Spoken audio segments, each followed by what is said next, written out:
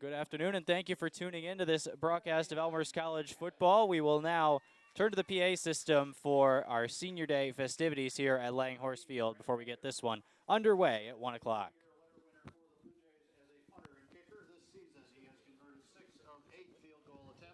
And 17 extra points while averaging a career high 38.2 yards per punt. He's also been named the CCIW Special Team Player of the Week earlier in the year.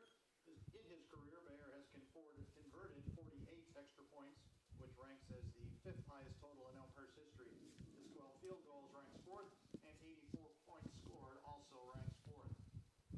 He has punted 104 times in his career for 3,824 yards, ranking 8th in career total yardage. His career average of 36.8 yards per punt also ranks 4th in school history. He's a graduate of Crown Point High School in Indiana and is accompanied by his parents, Susan and Jim Bayer. Number 80, Brent Bayer. Number 4, Adam Bowers. Adam is a 2-year winner who has played as a defensive back and wide receiver. This season, he has caught 14 passes for 118 yards and a touchdown. In his career, he has played in 17 games and totals 26 receptions with 290 yards and 1 touchdown.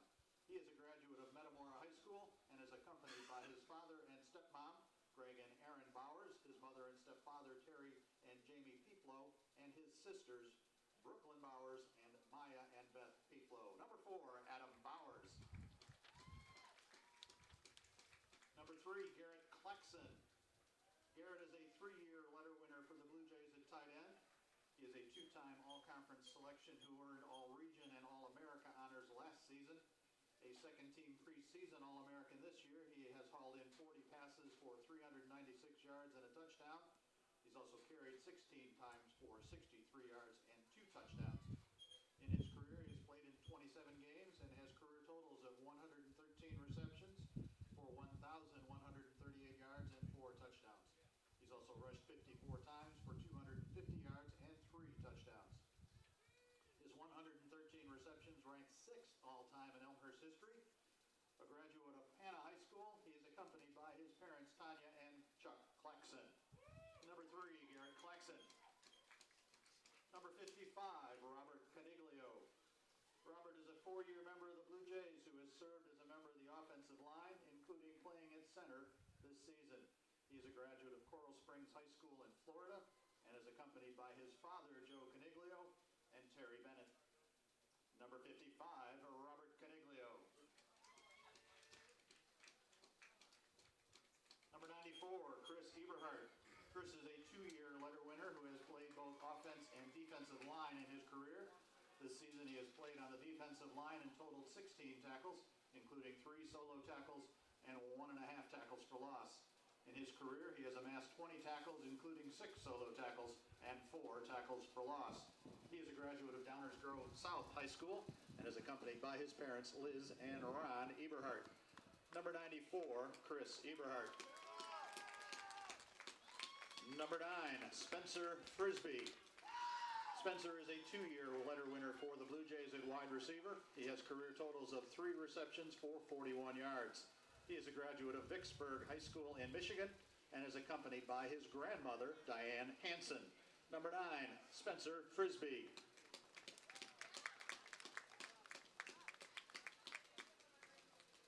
Number 70, Ryan Gillespie. Ryan is a 4-year member of the Blue Jays who has served as a reserve offensive lineman. He is a graduate of Rochelle High School and is accompanied by his parents, Rita and Dan Gillespie. Number 70, Ryan Gillespie.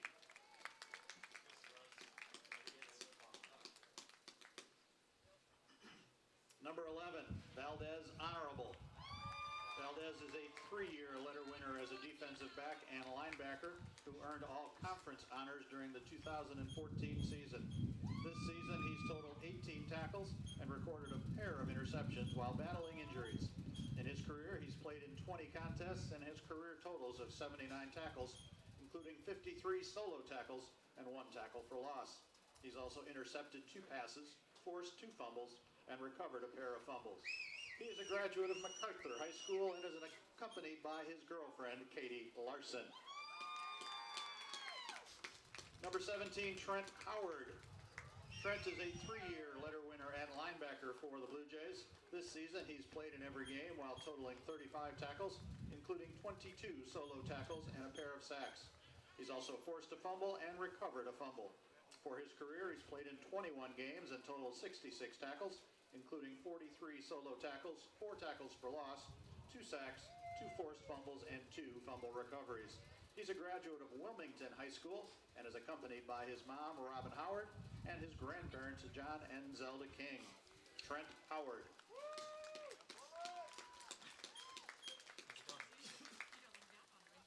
Number 10, Evan Lesky. Evan is a 4-year letter winner for the Blue Jays at tight end. This season, he's caught 3 passes for 9 yards. In his career, he has a total of 7 receptions for 52 yards and 2 rushes for 15 yards.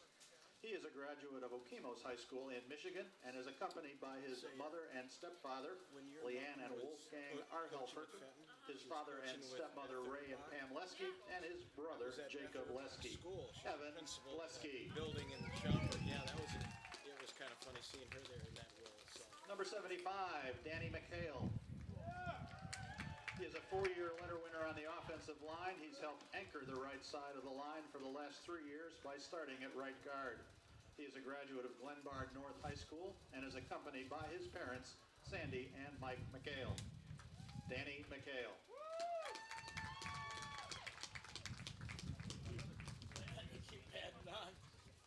Number 30, Joe Sanfilippo.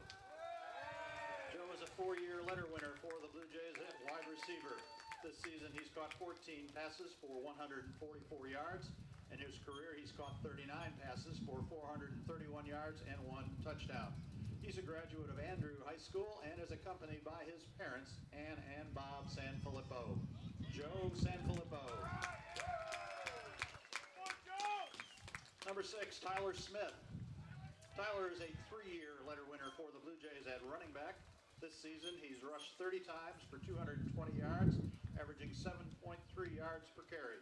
He's also caught 1 pass for 11 yards and returned 20 kickoffs for 366 yards. In his career, he has rushed 70 times for 470 yards and caught 16 passes for 127 yards.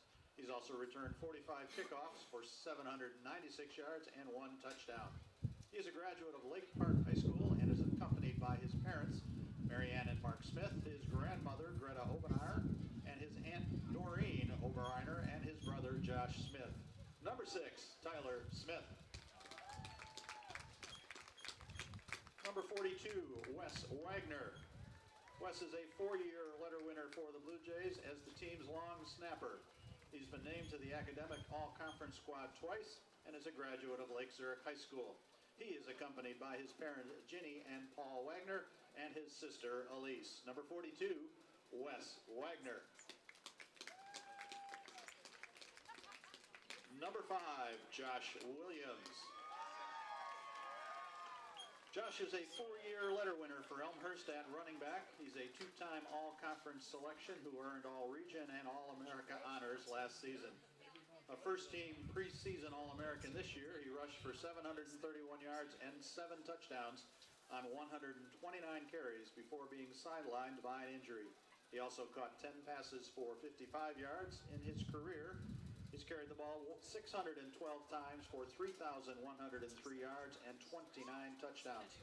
He's also caught 62 passes for 567 yards and a touchdown. He ranks 5th all-time at Elmhurst in points scored with 180. His 612 carries ranks 4th, while his 3,103 rushing yards also ranks 4th. His 29 rushing touchdowns ranks 5th in school history. He is a graduate of Downers Grove South High School and is accompanied by his parents, Mary and Scotty Williams Sr., his brother, Scotty Williams Jr., his sisters, Krista and Scotland, and his girlfriend, Teresa. Number 4, Josh Williams. Ladies and gentlemen, a big round of applause for our 16 seniors and their families and friends.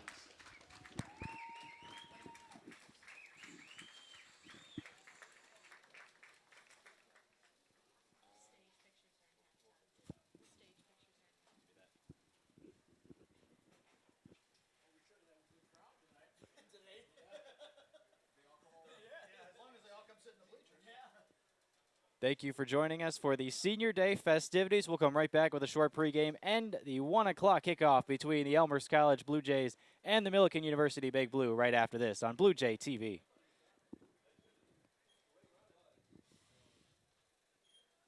Welcome to the cultural season at Elmhurst College. Elmhurst is a place of values and conviction. We were founded by 19th century reformers who believed in human potential, loved learning, and had standards. More than 140 years later, we still do. We still attract students and teachers who want to think for themselves and act on principles, who challenge and respect one another, who engage, serve, and celebrate our diverse, dynamic, interdependent world. A few years ago, to be clear about things, we wrote down our core values. This year, we asked some of our students what those values mean to them.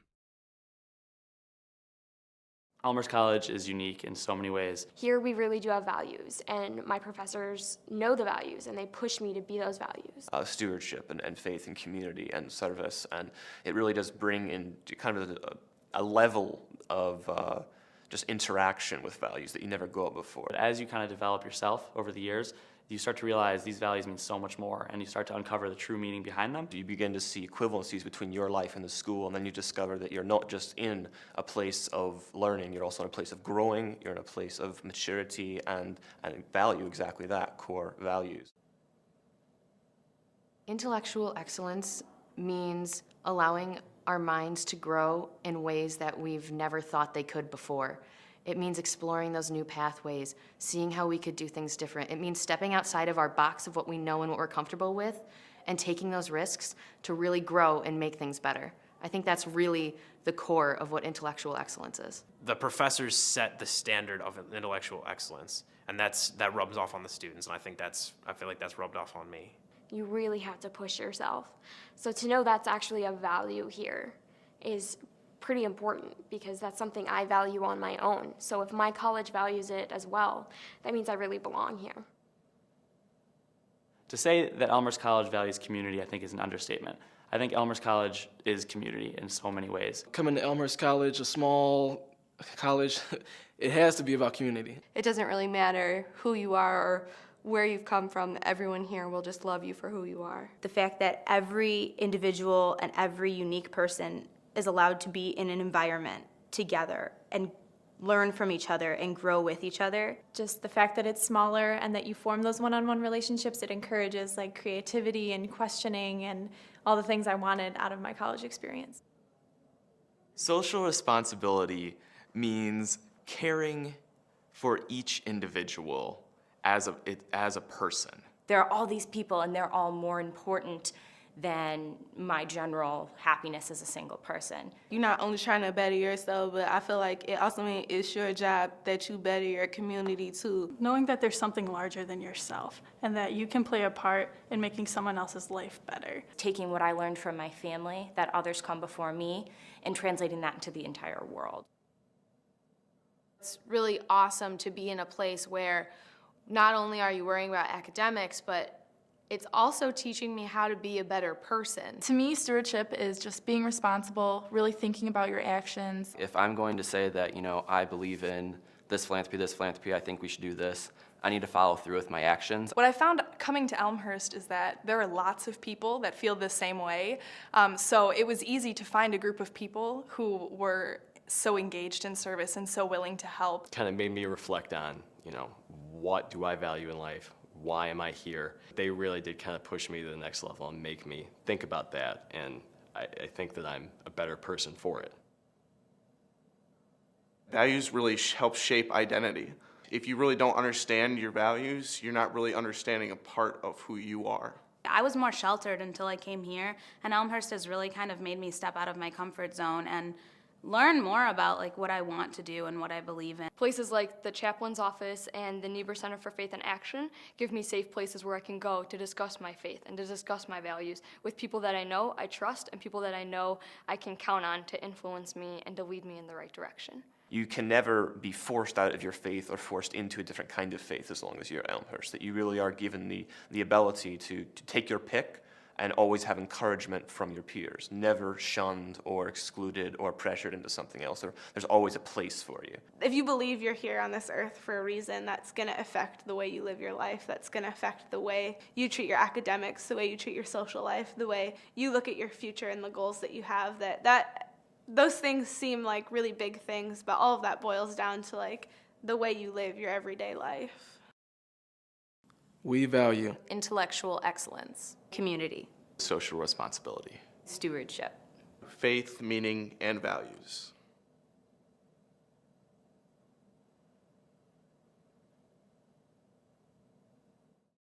Last year we had all of our girls leave except me and another girl, so we kind of got put into our captain positions. And it's not that I didn't want to do it, but I didn't know if I was ready to take that leadership role yet. But because I was thrown into it, I had to do it. So it helped me as a person and to help lead the dance team and be in control. I mean, it's difficult sometimes, no doubt about it. It's very stressful sometimes, but I probably, as much as I complain about it, I probably wouldn't change it for the world because it's making me who I am today. I have had a great experience at Elmhurst. I'm obviously involved with the volleyball program, and it's been a really good experience for me. I would say we're pretty close because we practice 5 days a week for 2.5 hours. We're lifting, we're doing bonding things, and we're traveling on the weekends. So you're pretty much with these girls for 3 months every single day for hours. So we're all pretty close, and we rely on each other and ask each other for help. I've had a great experience at Elmhurst, I really have. I think that the college is all about making the individual like well-rounded, and I do think that I have grown up a lot since I've been at college. I've played soccer and I'm in the nursing program, and I lived on campus for 2 years. It's been great, and I've made so many new friends, and there's just so much here to offer. I just love it. I really like doing the dance team because I've been dancing since I was 3, so coming here and joining the dance team was an obvious choice of something that I'd wanted to do. The whole experience for me is a confidence builder, and being able to connect with students in the crowd, not even to know them, but just to get them to smile while you're at a game, I think that's such a great feeling. To know that, you know, someone might have been having a bad day and they come and watch you dance, and maybe it's one of their favorite songs in the world that makes them smile no matter what. I mean, and to be able to be a part of that and to connect to somebody in that manner, I think that's a really cool experience to share in. Wrestling here has been great. I've been able to achieve some of my goals I've set for myself, and I guess coming to a smaller school in wrestling, I got to be able to start right away and wrestle every year so far. Coming here and be able to compete right away is great. Going into college, I really didn't know what I was going to do. I was undecided, and then going through taking classes, I figured out what I wanted to do. I want to work with other people, like with kids, and help them develop.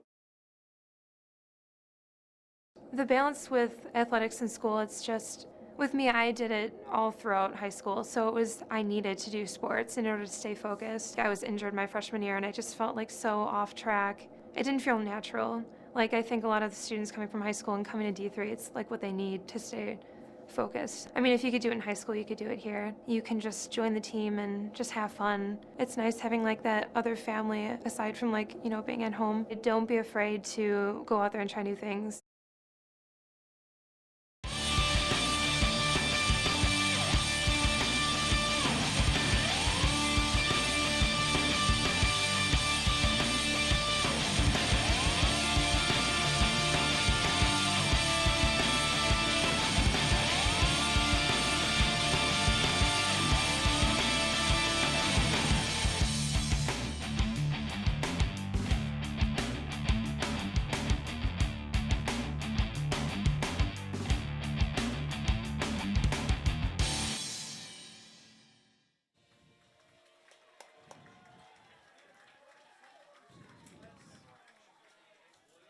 Good afternoon and welcome inside Langhorse Field, where the Elmhurst College Blue Jays will look for their first conference win of the season on Senior Day. I'm Luke Tanaka, delighted to have you alongside as the Blue Jays face off against the Millikin University Big Blue.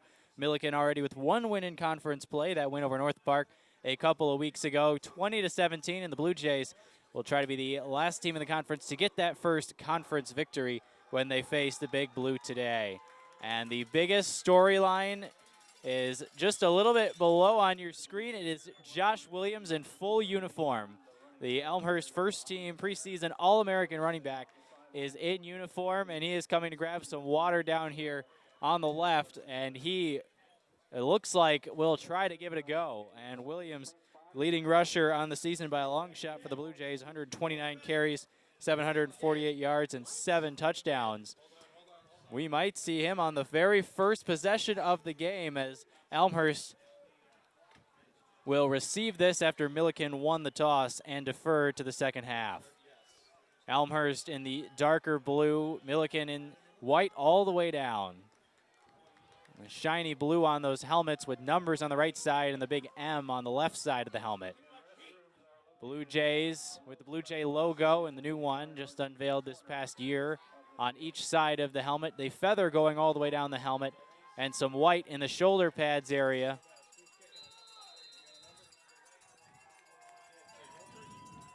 As Volpert puts this kick in the air from left to right, we are underway at Langhorse Field. It's a high arching kick that Smith takes at the goal line. Smith to the 10, 15 to the 20, and he's upended before the 25. And that's where Elmhurst will begin their first series. And the biggest story of the day is trotting out into that Elmhurst huddle. It's Josh Williams, the All-American running back. He is in the game as the starter for the Blue Jays, the first time we have seen him play in quite some time. And that is news to us up here in the press box. We did not expect Josh Williams to be in the lineup today. Tyler Smith listed on the depth chart as the #1 running back.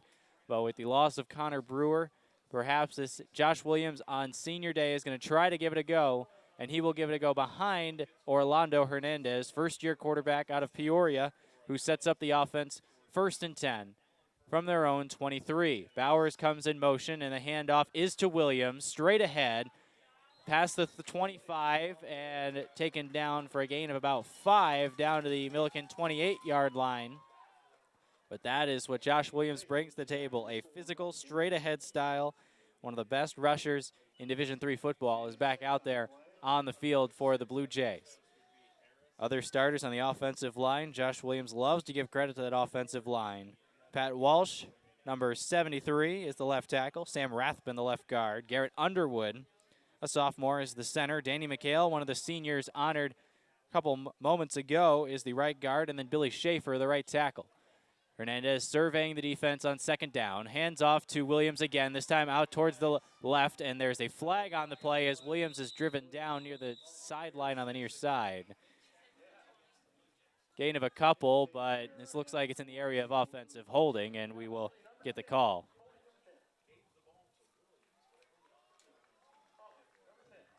Holding on Evan Lesky, the tight end, says the referee, Dave Wallace. Umpire Mike Renner. Linesman John Cameron. Line judge Ryan Fitzsimmons. Side judge Dave Dupree. Field judge Nate Heinrichs, and back judge Brian Mason, our referee crew for today. Skill players besides Josh Williams, the running back, include wide receivers Adam Bowers, one of the other seniors honored today, Corey Partenheimer, and Joe Sanfilippo. In this formation, it is Sanfilippo and 2 tight ends. Bowers on the far side, 2 tight ends, Evan Lesky and Garrett Claxon, as Hernandez sweeps Lesky in motion and pulls it out, and now will pitch to Lesky on the near side. Has some running room, 25 to the 30-yard line. A big hit, but a big gain for the Elmhurst tight end. Lesky had 1 rush for 9 yards on the season. This time, he rushes for 14 and puts Elmhurst in 3rd and short, 3rd and 1. If you're the Blue Jays, you need to get in 3rd and short scenarios. Elmhurst has struggled on 3rd down this season, converting just 28% of their 3rd downs. That's half of what they converted last year.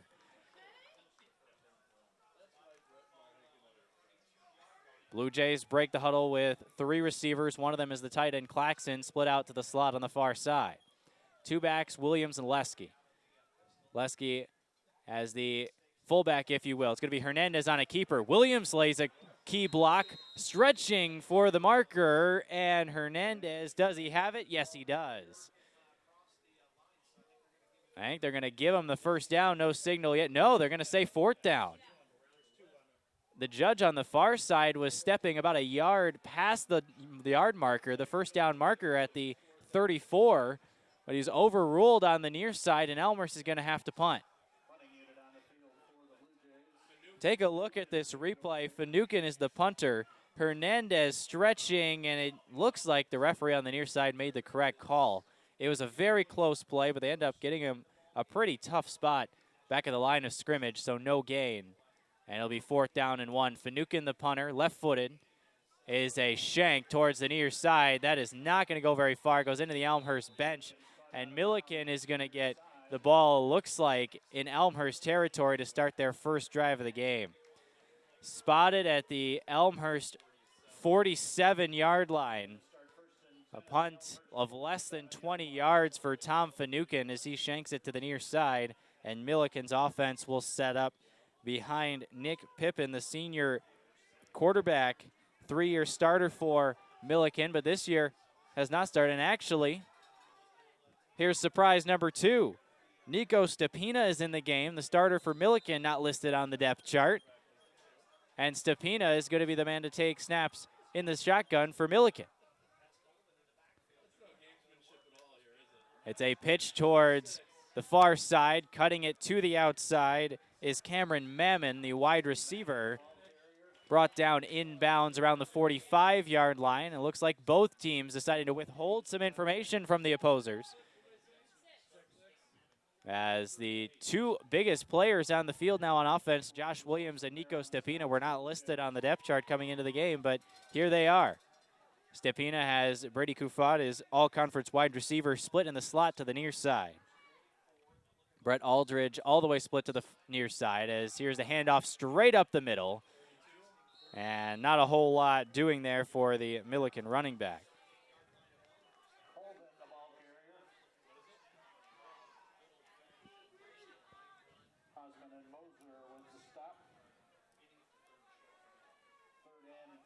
It's going to be 3rd and short for Millikin. One of the keys to the game for Elmhurst is to get off the field. Andre Colvin was the running back, and he is back in as well.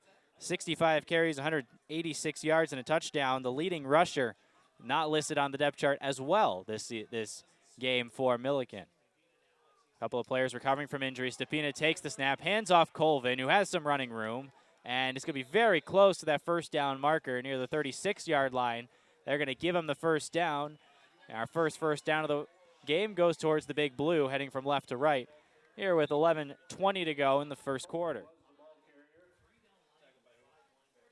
So Andre Colvin, the starting running back for the Big Blue, alongside Nico Stepina, the quarterback. Wide receivers Taylor Sanders, number 3, number 84, Brady Kufat, and the tight end, number 14, Kyle Ledlove. Also split to the near side, Brett Aldridge, the wide receiver, as Millikin goes 4 wide on this first down. Stepina back to throw, looking far side, has a man. It's Cameron Mammon. Complete at the 30-yard